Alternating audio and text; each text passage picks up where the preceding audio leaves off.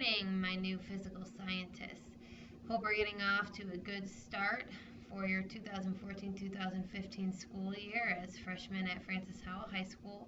I'm going to walk through with you today how to organize your binder, which might seem like a very simple task right now, but keeping that way I've seen has been kind of an abnormal thing for most freshmen, so I'm hoping to get you started on the right foot.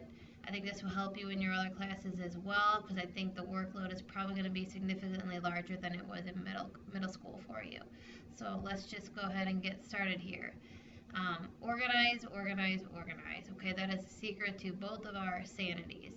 I'll go ahead and let you read my comic because I think it's hilarious.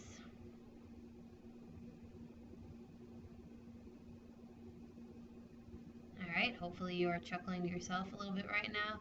Please don't make me ever look that angry simply because you're disorganized.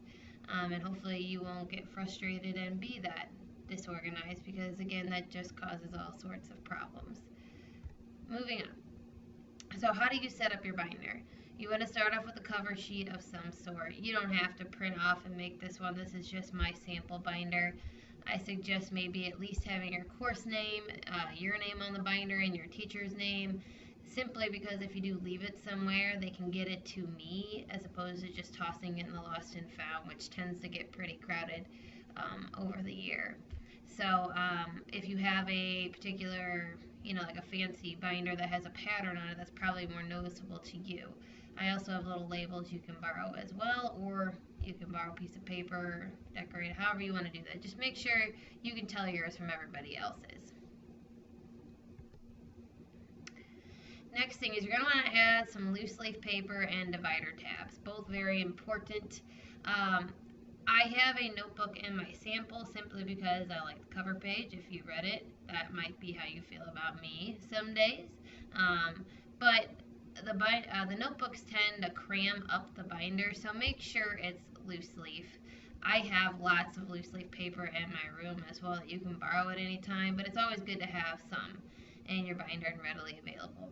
The divider tabs are very, very important. I do suggest the divider tabs that have like a pocket in them as well, simply because if you want to just fold something up and file it in later, I do have a whole bunch in my room at all times for you to borrow, though, if you need to take care of that during class time. But the pockets do help with the organizational process as well. So, labeling the dividers. I have 5 different labels for you if you have others that you'd like to add, but these are the ones that I am going to require of you. The first 2 are reference materials. These are keepers. As you can see right here, I wrote keepers. These are things you'll keep all year long. Okay. Opening pitches are my bell ringers, so you'll definitely have a tab for that. Those will be turned in quarterly. Your next 3 tabs are going to be your notes. I always suggest that you go ahead and file them as you take them. That way the most recent set of notes is going to be filed on top. And then you have your anticipation guides, which I just label AG. You'll become very familiar with those. And then your reading guides. Again, you'll also become very familiar with those, and I abbreviate them RG. Then you have these handy dandy like side folders normally in your binders.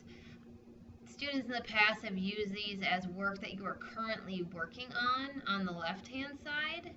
I think that's a good idea until you're done with it and handed it in graded and whatnot, and then maybe on the back end of the binder your graded work that isn't the reading guides, anticipation guides, or notes, you can put those in that back pocket until we clean things out after the quarter.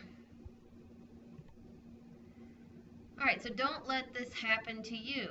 I'm going to tell you right now, things are going to get crazy at the beginning of the school year, and the more organized you are overall, the better off you are going to be. And yes, I've seen backpacks that look like that, and I've seen much worse as well. Avoid messy lockers and avoid messy rooms. I don't know how many of you might have rooms that look like that one. I couldn't handle it. I'm OCD about organization. You'll definitely find that out. But I can't tell you how many times a student has told me, like, oh, it's in my room somewhere. My work is in my room somewhere. Well, if you keep your room organized, usually you're probably not going to forget it when you walk out the door in the morning. Okay? Closer up looks at those. So, key to keeping up, especially in my class, is staying organized.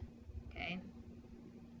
I know if my desk looked like that, you probably wouldn't think I was very organized, and you probably wouldn't want to turn anything into me because you'd be afraid of it getting lost. You can trust me.